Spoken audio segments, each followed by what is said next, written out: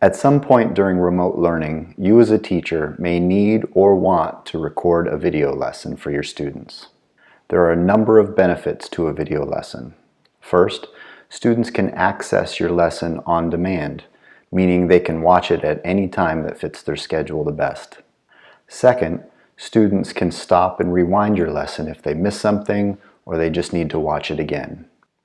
And third, a teacher can present material remotely and then spend in-class time helping students better understand or even delve deeper into the material. There are essentially three kinds of video lessons. A screen-captured lesson results in a video recorded directly from your computer screen. It requires special software, and that software captures not only the screen image, but also the audio of your voice narrating the lesson. A stand and deliver lesson looks more traditional. The teacher stands in front of the classroom presenting the material as if the students were sitting directly in front of them. A video camera or a smartphone is used to videotape the lesson. And the last kind includes elements from both. In this tutorial, I'll show you how to record a stand and deliver style video lesson. A stand and deliver video lesson can be produced in one of two ways. First, it can be filmed in a single take, with everything the student needs to see, including the teacher, the whiteboard, and any manipulatives, all in the camera viewfinder at the same time. The benefit to this style is that the resulting video doesn't require any editing. A downside is that the whiteboard and your manipulatives may be a little bit harder to see from a distance. Another option is a video that's filmed in multiple takes, resulting in smaller clips that are edited together after the lesson is complete. A benefit here is that if you make any mistakes during the presentation, they can be edited out. And the camera can be moved around so students can see the whiteboard and your manipulatives close up and in more detail. In both of these options, the teacher will need some basic gear. I'll tell you about that gear in a one-take lesson so that you can see what that style looks like. Hi everyone, welcome to my classroom. Let's talk about some of the gear that you're going to need to record a video lesson. The first thing you're going to need is a recording device. Now for a recording device you have about four options. The first is a laptop or a Chromebook with a webcam. The second option you have is an actual video camera that you might have at home or one that you might borrow. So video camera. The third option is a tablet, an iPad, a Samsung tablet of some kind. Tablets typically have built-in cameras and can record directly to the device. And then your last option is something that probably everybody has in their pocket and is probably the easiest option, and that's your smartphone. So here are those devices. In front of me I have my laptop, and you can see I have a piece of software open. In this case, it's just allowing me to activate my webcam, and I could use this laptop just by sitting it in front of me and hitting the record button, and now I'm generating a video file. The second option I don't have with me today, but that's that video camera. Your third option is a tablet. So this is my iPad, and you can see if I flip my camera around that I'm able to record off of my tablet. And again, it creates a video file and saves it to the camera roll. And then my last option is my smartphone. And just by activating the camera, switching it to video, now I have my video camera. I can push record and it creates the video for me. Let's stop here and watch the same lesson, filmed this time with multiple short clips, filmed from different depths and angles. If you are filming with a smartphone or a tablet, you should hold it in landscape or horizontal orientation so that you can fit as much as you can into the viewfinder. As you're watching, you'll see how I positioned the camera for each clip in the lower right-hand corner. Hi everybody, welcome to my classroom. Let's talk about some of the gear that you're going to need to record a video lesson. The first thing you're going to need, and the most important, is some kind of a device that can record video. For your device, you really have 4 options. Option number 1 is that you use your laptop or a Chromebook sitting on a table or a desk in front of you as that recording device. The nice thing about using your laptop is that you don't need any stabilizing device. You don't need to prop it up on anything or put it on a tripod, because it sits on a table nicely and you can tilt, raise or lower your screen to get the right angle to look at yourself.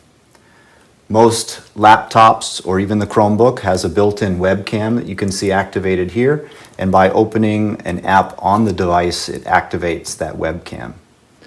Your second option for a recording device is an actual video camera. You might have one of these at home, or maybe there's a colleague that owns one that you can borrow it from. Your third option is a tablet of some kind. In my case right here, I have an iPad, and you can see on the iPad I have my camera app open, and it's just a matter of simply placing this somewhere where it can focus on me, push record, and the video file is typically saved to the camera roll of the tablet itself. Now, iPads are one option, but you might have a Samsung Galaxy Tab, or you might have an Amazon Fire tablet. All of those, provided you have enough memory on the device, are good options. The last option you have for a recording device is probably the easiest. I'm holding it right now, and it's something that we all usually have in our pockets with us, and that is our smartphone. Smartphones these days have great video quality. They're small and compact, and they make great devices to record your video lessons. Now that we've covered the video devices, the recording devices at your disposal, the next thing you're going to need is some way of holding that device so you don't have to hold it while you're teaching. And we call those stabilizers. A low-tech option for a stabilizer is simply a stack of books that you can use to prop your device up against so that you don't have to hold it, but you can stand in front of it while you're videotaping your lesson. Your next option for a stabilizer is an actual camera tripod. This tripod that I have in front of me costs about $75. I bought a phone clip that goes on top of it that allows me to put a variety of sizes of devices in there. And then I just clip my phone on the tripod and stand in front of it while I'm teaching. Another less expensive option is this device here. So again, this is just an expandable phone clip on top of a very inexpensive tripod. And this works just by sitting it on top of a table or on a stack of books and clipping your phone into it. Now that you have your recording device and your stabilizing device, the last piece of gear that you're going to need is editing software. Editing software is usually device specific. So if you're going to use your Chromebook or a laptop, you'll need to find editing software that works on that device. For a Chromebook, typically you would find an editing software in the cloud, like Videu. For a laptop, whether it be a PC or an Apple device, you'll need to do a quick internet search for appropriate editing software for those devices. This is what the software looks like for my Mac laptop. It's called Final Cut. If you use a smart device, whether it be a tablet or a smartphone, there are a variety of apps in your app store that will allow you to edit video as well. On my iPad and as well as on my iPhone, the easiest one to use is called iMovie, and it comes built into your device. Editing software is good for trimming the clips that you videotape. Maybe there's a mistake that happened during your presentation, you'd like to cut it out. Also, if you decide to record your lesson from a variety of different camera angles like I'm using now, you can assemble all of those clips together in your editing software. So that's the basic gear you're going to need for a video lesson. Number 1, a recording device. Number 2, a stabilizer of some kind. And number 3, editing software.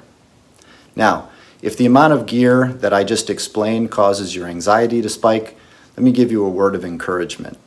An effective video lesson is still all about good teaching. Whether you're explaining that lesson in a single video clip that you upload to YouTube without any editing, or you want your lesson to look more like a Steven Spielberg feature film, is completely up to you and what you're comfortable with. Bottom line, it's still all about delivering meaningful content to your students. I hope this tutorial was of some use to you. Good luck and happy teaching. At this point, if you filmed your lesson in one take, all you have to do now is upload the video to either a YouTube channel or to Google Drive and share the link with your students. No editing is involved.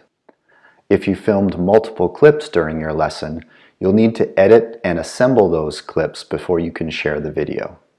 As I mentioned earlier, there are a lot of great editing apps and software out there. I'll include links to some of my favorites in the description below.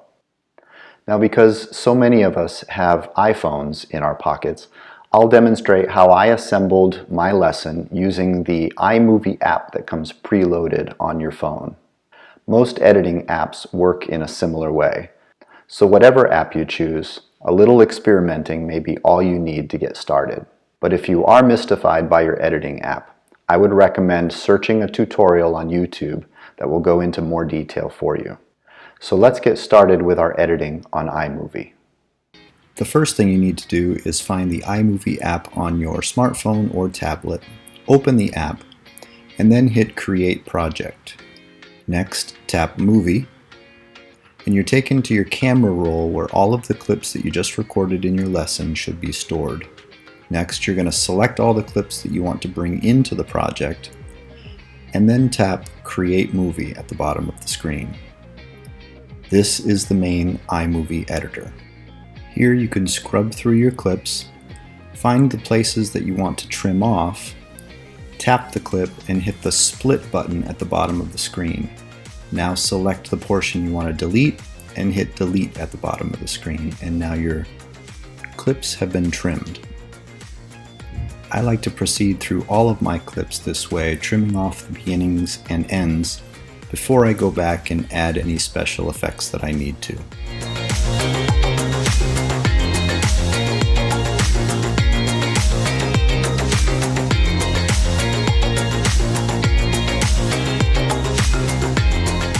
The basic trimming function is as fancy as most will need to get in their editing.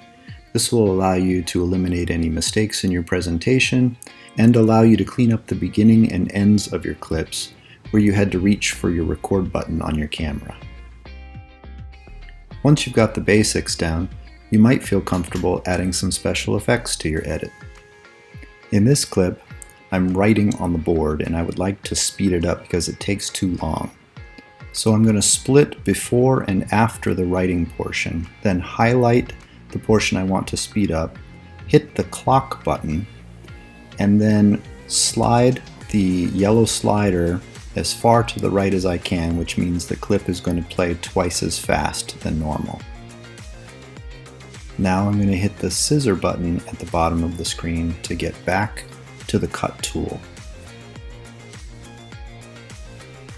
In this next clip, I'd like to add a cutaway clip. So while the lower clip is playing, I'd like to be able to cut away to another camera angle. In this case, a close-up of me writing on the board.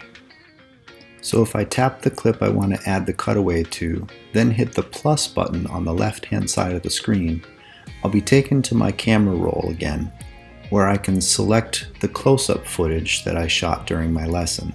Once I do, this pop-up appears, and I need to select the 3 dots to the right-hand side and choose Cutaway. Now you can see that my close-up clip was added above my primary clip. And from here I can trim the beginnings and ends of my cutaway footage just like I do in the main timeline. Once the trimming is done, I want to position my cutaway footage where I need it. In order to do that, if I push and hold on the clip, I can drag it to where it needs to be.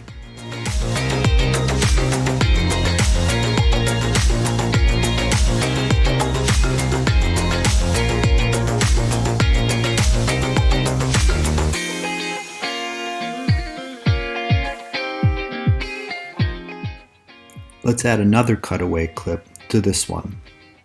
Again, tap on the clip, hit the plus button on the left side of the screen to be taken to your camera roll. This is where you'll select the cutaway clip that you want to add. In this case, a close-up again of me writing on the board. Hit the three dots on the right-hand side, choose cutaway, and the cutaway clip has been added above the primary clip. You may have noticed a couple of icons between your clips. Sometimes there's a straight line, sometimes there's what looks like a bow tie icon. Those are transitions between your clips. A single line means that you will cut directly from one clip to the next without a transition. The bow tie icon is a cross-dissolve transition. It means one clip will dissolve into the next. To change the transition between clips, simply tap on the icon and choose the transition that you would like from the pop-up menu.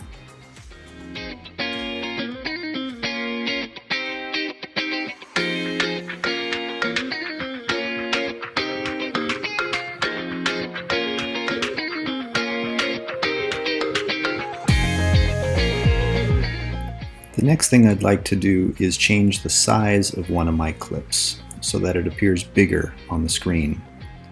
I like to do this when I cut out sections of a clip and I'm left with what's called a jump cut between the clips. In order to hide that jump cut, I can change the size of every other clip and it almost looks like a different camera angle each time. So here's how you do that. First, tap on the clip that you'd like to change, and then tap on the magnifying glass in the top right corner of your viewfinder. Once you do that, you'll be able to pinch to zoom using your fingers, and you can expand the size of the clip and reposition it in the window. As you get ready to finish your project, you're going to want your project to fade in from black and fade out to black to give it a finished look. To accomplish this, hit the gear icon on the right-hand side of your screen. When you do, you'll be taken to the project settings pane where you can turn on the fade in from black and the fade out to black buttons. Then hit done. Now we're ready to export our project. Hit done in the top left corner of your window. Next, hit the share button at the bottom of your screen. Scroll down and choose save video. You're going to want to export it in the largest size, 1080p, for the best quality. When the movie finishes exporting, it will be placed in the photo library on your device. You're now ready to share the finished lesson with your students.